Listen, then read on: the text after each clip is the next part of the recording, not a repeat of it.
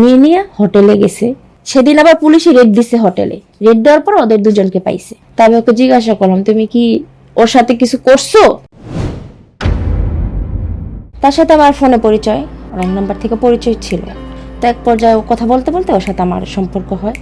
এটা হয় সপ্তাহখানি 10 দিন পর আস্তে আস্তে আস্তে আস্তে মানে ওরকম ভাবে কথা বলতো যে ওর কথা শুনে আমি এমনি প্রেমে পড়ে গেছি। তারপর ওর সাথে দেখা করি। আমরা তখন ঈদ ছিল, ফ্যামিলি সবাই গেছি ছবি দেখতে হলে। তো ও মানে ফোন করে বলতেছে যে তোমার ছবি দেখতে আসবে, আমি তোমাকে বাইরে থেকে দেখবো। পরে আমি ছবি দেখতে যাবো, গেলাম, বাইরে থেকে দেখা হলো। বাইরে থেকে দেখে ও চলে গেল। তো এভাবে প্রেমটা চলতেছিল। আস্তে আস্তে ফোনে কথা বলতাম। বাসা থেকে আম্মু বুঝে গেছে, মানে অনেক কিছু হয়েছে, মার খেয়েছি, পাগল হয়েছিলাম, ওর জন্য অনেক কিছু করছি। এইভাবে করতে করতে 1.5 বছর কেটে গেল।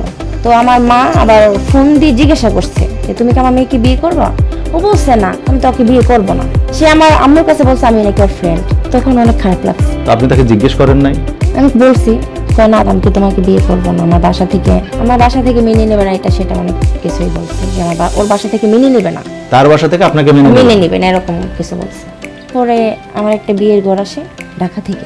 ছেলে আসে না, ছেলের মা বাপ আমাকে অনেক পছন্দ করছে, অনেক। এখন আমাকেই নিবে তারা। তো পরে আম্মু আমাকে বলতেছে তোকে তো বিয়ে করবে না। আমি ওর সাথে কথা বলছি, তাহলে আমি যেখানে বিয়ে ঠিক করছি, মা বাবা যেখানে বিয়ে ঠিক করছে, তো ওইখানে বিয়ে দিয়ে দেবো। পরে আমি চিন্তা করলাম যে ও আমার মার কাছে বলছে বিয়ে করবে না, আমাকে সে বন্ধু হিসেবে দেখে।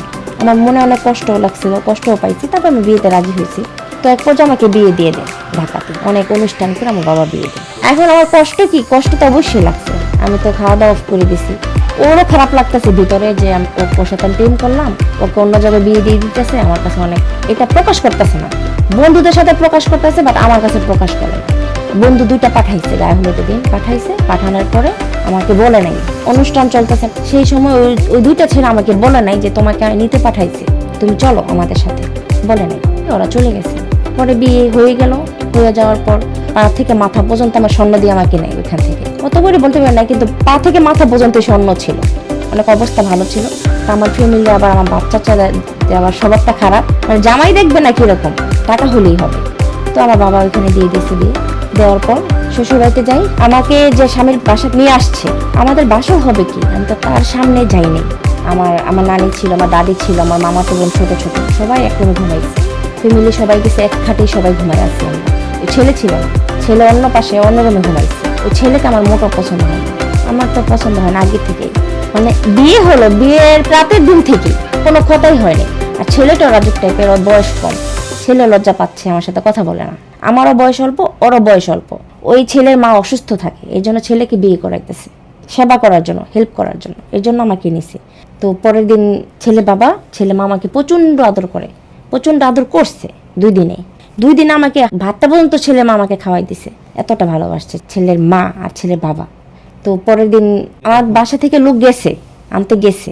পরের দিন আপনাকে আবার আপনার বাড়ি থেকে লোক আনতে যাবে? হ্যাঁ, আনতে গেছে, খাওয়া দাওয়া করছে। খাওয়া দাওয়া করে আমার গহনা টহনা, ছেলের মা বলতেছে এগুলা সব রেখে যাও, কারণ রাত্রে হয়ে গেছে তো, ডাকাতের ভয় আছে। তোমাকে যখন পরের দিন আনতে যাব তখন নিয়ে যাব, পরে নিয়ে আসবো, এখন আপাতত রেখে যাও। তো রেখে দিয়েছে। যাক, বাসায় গেছি, যাওয়ার পর ছেলেও গেছে।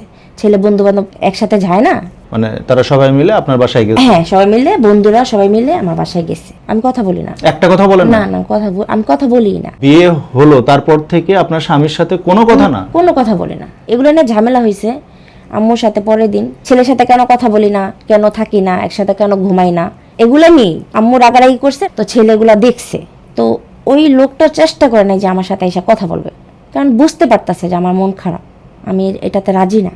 ছেলেটা বোঝার পর ছেলেটা আমার সামনে আসতেছে না। পরে ছেলেটা বাসায় চলে গেছে। ছেলে বাসায় চলে যাওয়ার পরে ছেলে বাবাকে পাঠাইছে যে আব্বু ওর বাসায় কি প্রবলেম, তুমি যাও, ওকে গিয়ে দেখো। আর আমার মন খারাপ, আমি আম্মুর সাথে ঝগড়া টগড়া করছি, তো আমি থাকতে পারতেছি না। যার সাথে আমি প্রেম করছি ওরা ছাড়া আমি থাকতে পারতেছি না। আমার মনে হইতেছে আমার ওকেই লাগবে, মানে আমার মাথায় ছিল আমি যেভাবে হোক এখান থেকে পালাবো। একটা সুযোগ পাইছি, বের হয়েছি। বের হওয়ার পর যার সাথে আমি প্রেম করছি তাকে আমি ফোন দিই। তাকে আমি ফোন দিয়ে বলি যে আমি চলে আসছি, ঠিক আছে তুমি দাঁড়াও, আমি আসতেছি। ও আসছে, আসার পর আমাকে নিয়ে যায়, বাসায় নিয়ে যায় না, অন্য এক বন্ধু বাড়িতে নিয়ে যায়। তো একটা মেয়ের যখন একটা ছেলে নিয়ে যায়, কেউ তো জায়গা দিতে চায় না, সবাই ভয় পায়। হঠাৎ করে মেয়ে কি না কি হয়, মামলা টামলা হইব না কি এগুলো ভয় পায়। কেউ মানে দিতে চায় না, জায়গা দিতে চায় না। একদিন দিল, পরের দিন বলে তোমরা কি করবা, কিভাবে কি করবা তোমরা করো। এভাবে আমাদের দিনটা মানে যাচ্ছিল। আমি এখান থেকে সেখানে, সেখান থেকে সেখানে, ওর সাথে মানে বিভিন্ন বাড়িতে রাখছে, বাড়িতে ছিলাম। ও ছিল না, ও বাড়িতে চলে আসতো, কিন্তু আপনাকে রাখছে। আমাকে রাখতো। পরে আমি আমার হাজবেন্ড, প্রথম হাজবেন্ড, ওকে আমি ডিভোর্স দিয়ে দিই। ডিভোর্স দেওয়ার পর সে আমাকে ডাইরেক্ট একটা মহিলা ম্যাচ ঠিক করে দেয়। মানে আমি টাকা দিয়ে, মাস শেষে আমি টাকা দেবো, আমাকে খাওয়াবে। ম্যাচ ঠিক করে দেওয়ার পর আমি ওইখানে খাওয়া দাওয়া করি, ওইখানেই থাকি। ওর কাছে কোনো টাকা পয়সা নাই। আমার হাতের আংটি ছিল, ব্রেসলেট ছিল, ওগুলো বিক্রি করে করে খাই। যতদিন বাইরে ছিলাম বিক্রি করে খেতাম। ও বিক্রি করে নিয়ে আসতো, আমাকে টাকা দিত, মেসে খাইতাম। ওর বাড়িতে, ওর বাবার বাড়িতে অবস্থা ভালো ছিল। ও ভালো খাইতেছে আর আমি এখানে খারাপ খাইতেছি। ও যদি শোনে তখন ও কষ্ট পেতে পারে। মানে আমার মনে এটা ছিল যে ও কষ্ট পেতে পারে। আমি এর জন্য ওকে শোনাইতাম যে আমি মুরগি দিয়ে ভাত খাইছি, মাছ দিয়ে ভাত খাইছি, এরকমটা আমি শোনাইতাম। প্রতিনিয়ত এরকম হতো। মাঝে মাঝে আইসা, সেখানে আইসা আমার সাথে কথা বলতো, বসে দেখা করে যেত। আমি ওর প্রতি অনেক পাগল ছিলাম। আমার মন মানসিকতা এরকম ছিল, আমি ওকে পাওয়ার জন্য যা করতে হয় করব। তাকে আমি চাই, তাকে আমি বিয়ে করব, তার সংসারে যাব, তার বাড়িতে যাব। ওকে ছাড়া আমার চলবেই না, ওকেই লাগবে। তারপর ও বন্ধুরা বলতেছে যে এইভাবে কতদিন, তুই এক কাজ কর, ওকে বিয়ে করে বাসায় নিয়ে যা, তোর বাবা কিছু বলবে না। তুই বাসায় গিয়ে হাতে পায়ে ধরলে ও তোর বাবা ঠিক হয়ে যাবে। পরে আমাকে আইন অনুযায়ী নির্দিষ্ট সময়ের পর আমাকে কোর্টে নিয়ে গিয়ে বিয়ে করে, তাও 50,000 টাকা কাবিন মাত্র। তারপর বাসায় নিয়ে গেছে। বাসায় নিয়ে যাওয়ার পর শ্বশুর বসে আছে, শাশুড়ি তো মানে অবাক হয়ে গেছে। তো শ্বশুরের পায়েটাই ধরলাম যে আমি ভুল হয়ে গেছে, ভুল করছি, আমাকে মাইনা নেন। আমি মেয়ে হলে কি করতেন, আপনি মেয়ে হলে আপনি কি করতেন, এগুলো আপনি বলছেন? হ্যাঁ, আমরা শিখাই দিছে আমার হাজবেন্ড, এভাবে এভাবে বলবা, মাপ চাবা আমার বাবার কাছে। তো আমি এইভাবে বলছি, মাপ চাইছি, পরে মেনে নিছি। সবাই মেনে নিল, শাশুড়ি সবাই। এদিকে আপনার বাড়ির খবর কি? আমার বাড়ির খবর কোনো কিছু না। আমার বাড়ি, আমার বাবা রাগ, আমার বাবা রাগ হয়ে আছে। তো সংসার গেলাম, শ্বশুর মাপটাপ করে দেয়। আমার শ্বশুর অনেক সরল মানুষ, 5 ওয়াক্ত নামাজ পড়ে, অনেক ভালো। শাশুড়ি অনেক ভালো, ফ্যামিলির সবাই অনেক ভালো। নিজের মন মতো আর কি থাকতে পারতেছি। কিন্তু আপনার পরিবারের সাথে কি যোগাযোগ শুরু? আমার আম্মুর সাথে যোগাযোগ ছিল, কারণ আমি তো মেয়ে। আমার আম্মু তো আমাকে ফালাই দিবে না। বাড়ি যেতে পারতেন? না, বাড়ি যেতে পারিনি, বাড়ি যাইনি। আমার আম্মু কাপড় চোপড় নিয়ে আসছে। আমি যার কাছে বিয়ে করছি এখন, ও আমাকে একটা জামা কাপড় বানিয়ে দিতে পারেনি। আমার বাসা থেকে আমার আম্মু নিয়ে আসছে আমার কাপড় চোপড়, নিয়ে আমাকে দিয়ে গেছে। কিন্তু আপনার বাবা অনেক রাগ? আমার বাবা রাগ ছিল, কারণ আমার বাবার নাক কান কাটা গেছে, তো তাই বাবা রাগ ছিল। এটা আমি পরে মানাই নিছি। 6 মাস পর আমার বাবা মাকে আমি মানাই নিছি। তো সংসার করতেছিলাম। তো ওর আবার একটু স্বভাব কি, মেয়েদের প্রতি একটু আকর্ষণ, মেয়েদের সাথে ফোনে কথা বলা। ও যদি মানে জিন্স টিন্স পরে, ইনটিন করে, চশমা টশমা লাগায় বাইরে যে, আমি সহ্য করতে পারতাম না। মানে আমার হিংসা লাগতো। ওর দিকে মেয়েরা তাকাবে, আমি তো এটা নিতে পারবো না। এই জন্য আপনি একটা প্রতিষ্ঠিত পরিবার রেখে আপনি আপনার বেকার স্বামীকে নিয়ে সংসার শুরু করলেন। বেকার স্বামীকে নিয়ে আমি সংসার শুরু করি। আমি চিন্তা করেছি বিয়ে করার পর হয়তো বা কাজ করবে। 6 মাস পর প্রেগনেন্ট হলাম, আমার মেয়েটা পেটে হইলো। আমাকে একটা ফল কিংবা খাবার ও এনে দিতে পারে নাই। ওনাদের আর্থিক অবস্থা কেমন ছিল? ওর বাবার ছিল, ওর বাবা আমাকে 3 বেলা ভাত খাওয়াইছে। তখন ওর বাবা খাওয়াইতো, কিন্তু ভরণ পোষণ তো ওর বাবা দিত না। ভরণ পোষণ আমার বাবা বাড়ি থেকে আনতাম, আমার মার থেকে। ব্যক্তিগত যে জিনিসগুলো লাগতো আমার মা দিত। আমার মেয়ে যখন 7 মাস, তখন আমি বাবার বাড়িতে যাই। যাওয়ার পর আমার বাবা মারা যায়। বাবাকে কবর টবর দিল, দেওয়ার পর হাসপাতাল আমার আম্মু নিয়ে গেল। তো মেয়ে হলো। মেয়ে হওয়ার পর হসপিটাল নিয়ে যাওয়ার পর ও গেছে পরের দিন দেখতে। মেয়ের বয়স যখন 20 দিন, তখন আমার স্বামীর কাছে আমি চলে যাই। চলে যাওয়ার পর ওইখানেই মানে থাকতেছিলাম, দিন পার করতেছিলাম। তো ফোনে অনেক মেয়েরা ফোন দিত, ফোনে মেয়েদের কণ্ঠ পাইতাম, জিজ্ঞাসা করতাম, কে মেয়েরা ফোন দিয়ে, কি তুমি মেয়েদের সাথে কেন কথা বলো? তো আমাকে মারধর করতো। যদি ওকে জিজ্ঞাসা করতাম, আমি আমার মেয়েকে বুকে পাশ থেকে আমি পিছন দিয়ে লাথি খেয়েছি। আমার মেয়ের অন্য হাড় ক্ষয় করে ফেলাইছে, আমাকে পিছন দিয়ে লাইতে এভাবে মারছে আমাকে। সমস্যা হয়তো শুধুমাত্র মেয়েদের সাথে কথা বলা নিয়ে? হ্যাঁ, সমস্যা মেয়েদের নিয়ে কথা বলা। আমি বাসায় ঠিক মতো আসতো না। বাবার বাড়ি থেকে টাকা পয়সা আমার মা আমার অ্যাকাউন্টে টাকা পাঠায়, আমার নামে অ্যাকাউন্ট করছে। ওই অ্যাকাউন্ট থেকে উঠায় আমি ওর পিছনে ভাঙতাম। ওকে আমি কখনো কম দামি জিনিস পরাইনি। সবচেয়ে দামি লঙ্গিটা ওর জন্য আমি কিনে নিয়ে আসছি, গেঞ্জিটা দামি গেঞ্জি, দামি শার্ট, ব্র্যান্ডের শার্ট, আমি ওকে সব দিছি, সব পরাইছি। আমার মেয়ে যখন 3 বছর হয়, তখন ও সকালে বাড়ি থেকে বের হয়ে যায়, বলে আমার একটা কাজ আছে, আমি যাই। বের হয়ে যাওয়ার পর মানে আমার ভিতরটা ভালো লাগতেছিল না, অনেক অস্থির লাগতেছিল। ও মেয়ে নিয়ে হোটেলে গেছে। সেদিন আবার পুলিশে রেড দিছে হোটেলে। রেড দেওয়ার পর ওদের দুজনকে পাইছে। দুজনকে পাওয়ার পর জিজ্ঞাসা করছে যে তোমরা এখানে কেন, কি হও? তো ও বলতেছে আমি ওকে বিয়ে করব, আমার প্রেমিকা। তো বিয়ে করবা, তুমি হোটেলে নিয়ে আসছো কেন? তুমি হোটেলে নিয়ে আসছো কেন? তুমি বিয়ে করবা, বাসায় বিয়ে করো, কাজে অফিসে বিয়ে করো, হোটেলে মানুষে বিয়ে করে? পরে ওদের দুইটারে ধরে নিয়ে গেছে একটা কাউন্সিল অফিসে। তো ওইখানকার লোকজন তো আর জানে না যে ওর বউ বাচ্চা আছে। বাসায় খবর পাঠাইছে, দেখো বাসায় যাও, বাবা মা ফ্যামিলি যারা আছে ওকে ডাকাও, ওদের বিয়ে করাবো, বিয়ে পড়াই দেবো। আমাদের এলাকার যে কাউন্সিল অফিসের যেই মানে দারোয়ানকে পাঠাইছে বাসায়, এসে দেখে তার বউ বাচ্চা আছে। তারপর ওইখানে লোককে কল দেয়, কল দিয়ে বলে যে স্যার ওকে বিয়ে করায়েন না, ওর তো বউ বাচ্চা আছে। কথা ঠিক আছে, নিয়ে ওদেরকে সবাইকে নিয়ে আসো। পরে আমি আমার মেয়েটা কোলে করে নিয়ে গেছি, আমার মাথায় বাড়ি পড়ছে। যখন আমি শুনছি আমার হাজবেন্ড মেয়ে নিয়ে হোটেল ধরা গেছে, আমার মাথায় বাড়ি পড়ছে। আমি মানে মেনে নিতে পারতাছিলাম না, সহ্য করতে পারতাছিলাম না যে ও এত বড় একটা কাজ করলো। আমি গেছি, পাগলের মতো গেছি আমার মেয়েটাকে কোলে নিয়ে। পরে আমি গিয়ে দেখি মেয়ে এক সাইডে বসে আছে আর আমার হাজবেন্ড আর এক সাইডে দাঁড়ায় আছে সে। তারপর সবাই তো পুলিশ টুলিশ সবাই দেখা আমাকে দেখা এত আফসোস করতেছে যে ওই মেয়ের চেহারা, আর কি সুন্দর ফুটফুটে বউ, এত সুন্দর বউ, আর কি একটা মেয়ের সাথে ও এরকম করছে, ওর অপমান করতেছে, প্রতিনিয়ত ওর অপমান করতেছে সবাই। তারপর সেখানে মামলা করছে, কি ডাক্তার কি বললো ডিএনএ টেস্ট নাকি এগুলা করবে, করে দেখবে। আমি স্যারের কাছে অনুরোধ করলাম যে স্যার আমি একটু আমার হাজবেন্ডের সাথে কথা বলতে চাই। তো আমাকে একটু সাইডে পাঠাইয়া বললো যে ঠিক আছে যাও। তা আমি ওকে জিজ্ঞাসা করলাম তুমি কি ওর সাথে কিছু করছো? ওরে ও মাথা নিচু করে আমারে বলতেছে হ্যাঁ। তো সাংবাদিক চলে আসছে, কি করছে পত্রিকায় দিয়ে দিছে এগুলা। পরে ওকে মামলা করে দিল, পুলিশে নিয়ে গেল থানা হাজতে শিখদের। আমি কান্না করতেছিলাম, কান্না করে বলতেছি তুমি এটা কিভাবে করলা? আশেপাশে যারা এসআই পুলিশ সবাই দেখে আমাকে অনেক আফসোস করতেছিল আমার মেয়েকে আমাকে দেখে, যে শালা কাজটা করছে কি।